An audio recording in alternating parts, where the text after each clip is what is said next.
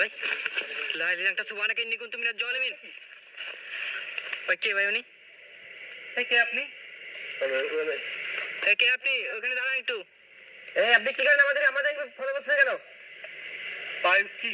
ও কিন্তু আমাদেরকে দেখতেছিল, ওখানে দাঁড়ায় পড়ে কিন্তু আমাদেরকে দেখতেছিল আমরা কি করতেছি। নিশিতলার দিকে যাচ্ছে ভাই।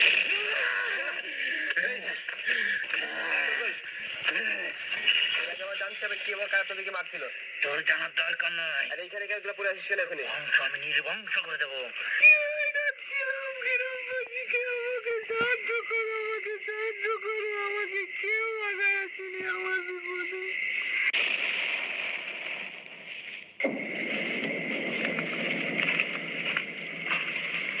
বিসমিল্লাহির রহমানির রহিম। আসসালামু আলাইকুম।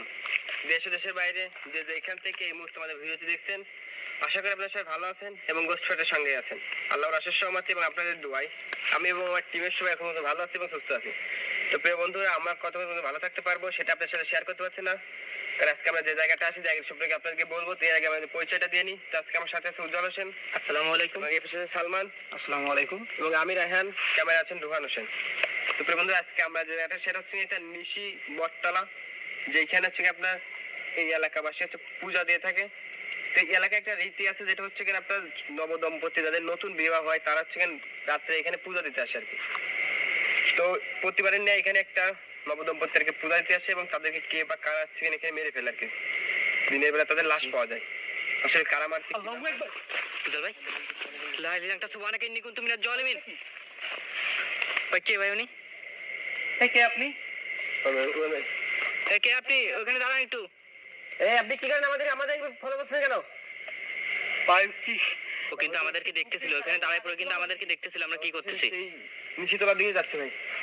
জি প্রিয় বন্ধুরা, সেই নিশিতলা যে বট গাছটা সেটা হলো ওই যে ওই দিক দিয়ে যেদিকে চলে গেল ওই সামনেই হলো সেই বট গাছটা, বুঝলেন ভাই? সামনে যান তো। ও কিন্তু ওখানে দাঁড়ায় পড়ে ফলো করতেছিল আমাদের, আমরা কি করতেছি রায়হান ভাই?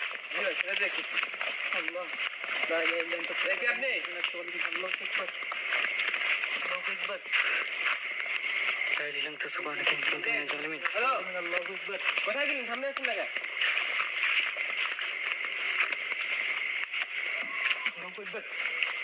ভাই ভাই দেখেন চলে গেল এখান থেকে।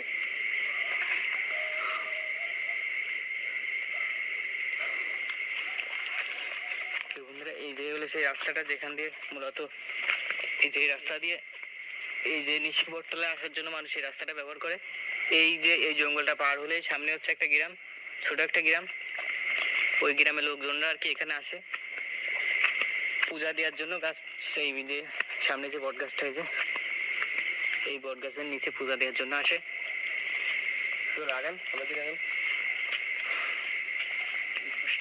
রায়হান ভাই যে কথা বলছিল যে ঠিক একটা রীতি ছিল যে নতুন বিবাহ হইলে এই গাছের নিচে এসে পূজা দেয়, তারপর সে আর কি বাড়িতে উঠতে পারে। তো সেরকমই একটা নবদম্পতি এখানে আসছিল পূজা দেওয়ার জন্য। কি আছে এখানে?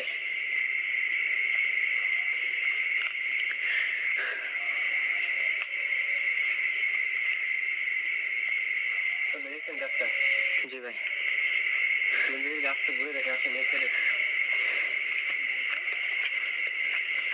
কিন্তু কোনো একটা অবাঞ্ছিত কারণে এখানে তাদের ঠিক পরদিন সকালবেলা এসে তাদের লাশ পায় এখানে।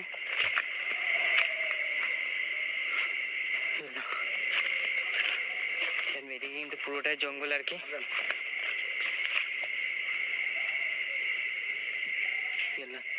কি আছে এখানে?